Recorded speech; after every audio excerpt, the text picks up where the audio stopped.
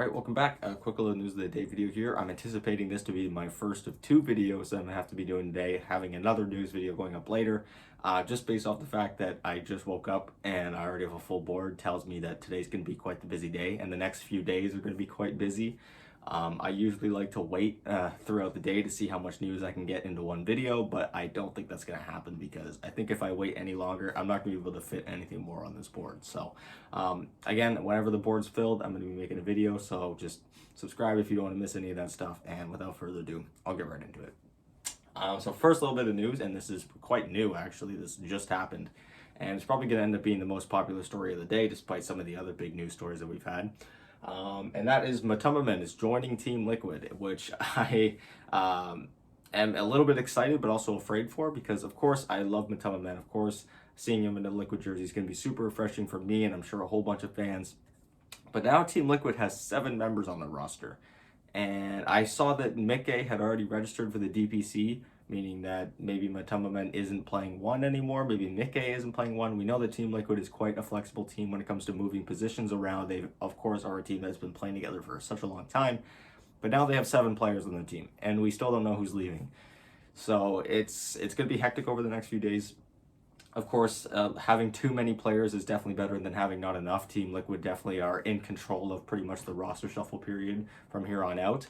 So yeah, we'll have to see how this goes. I'm pretty excited to see who ends up getting knocked out of Liquid and maybe who gets picked up onto another team. Maybe we see some of the old Liquid members going back. When I'm talking about Liquid, I'm talking about the current Liquid state going back to Alliance like they were back at TI9.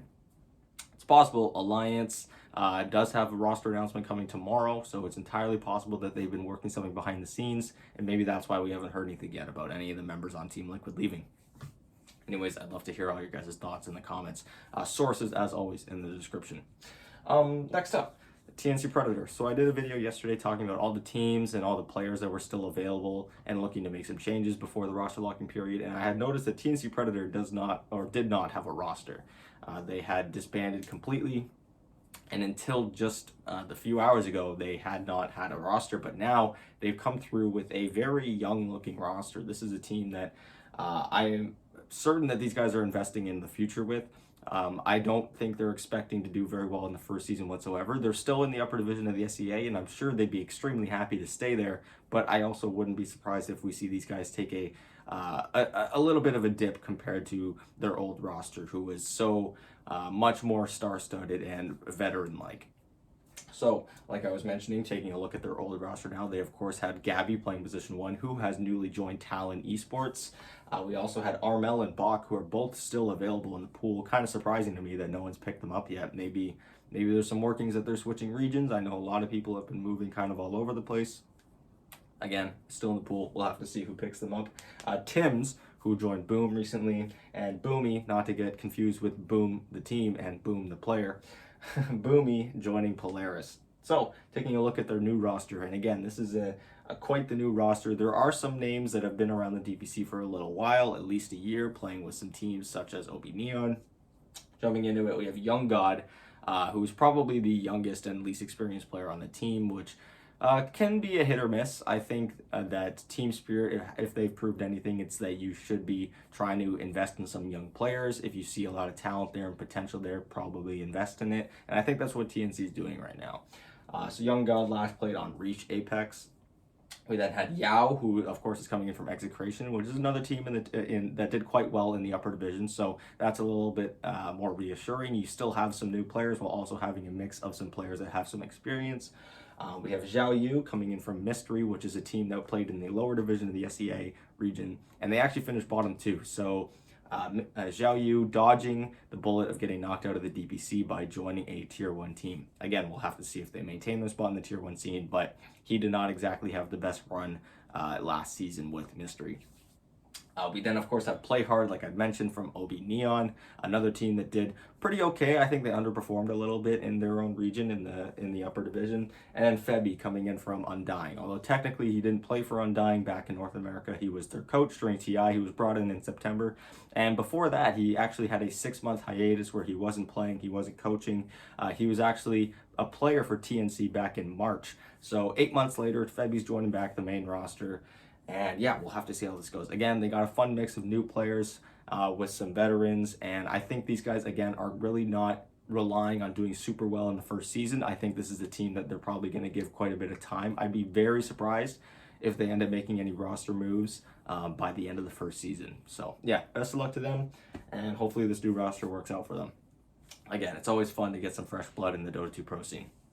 Next up, some roster news from the Cut, which, if you guys aren't familiar with them, they are a team from, or that played in Division 1 of the NADPC in the past season. However, they did not exactly have any success whatsoever. They're actually getting demoted to the lower division for this upcoming season, and they've made a few roster changes. They've held on to 2 of their players, and those are Scourge McDuck and Pingu, my boy Pingu, fellow Canadian.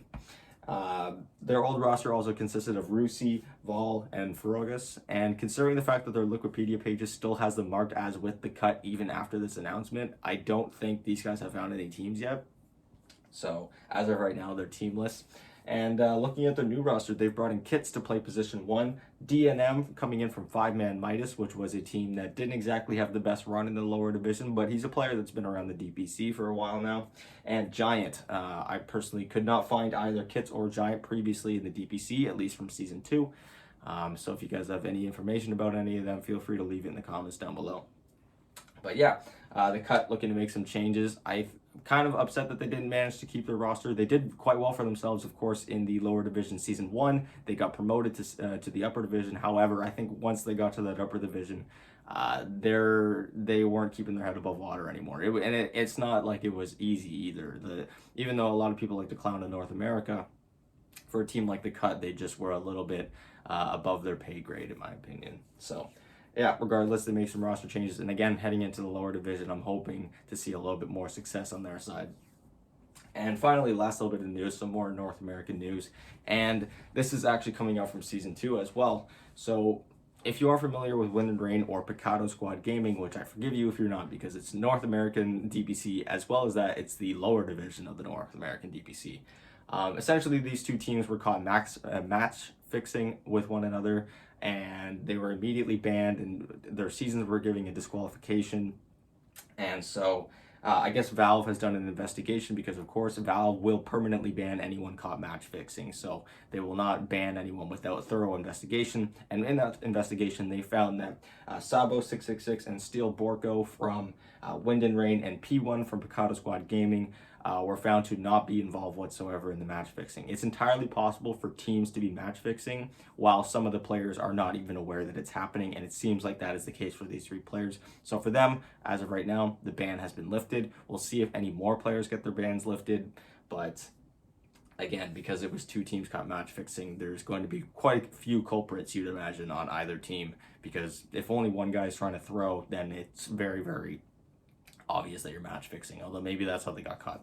So yeah, anyways, this has been your news of the day. Again, expect another news of the day video posted up later today.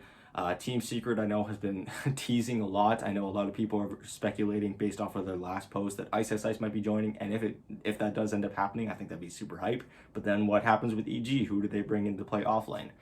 We can take a look at our list of offlane players that I made yesterday, and maybe they can grab one of those guys. Again, still not really sure what's going to be going on over the next few days, but again, super excited. So thank you guys so much for watching. Subscribe if you're new, and I will talk to you guys later today with another video, hopefully.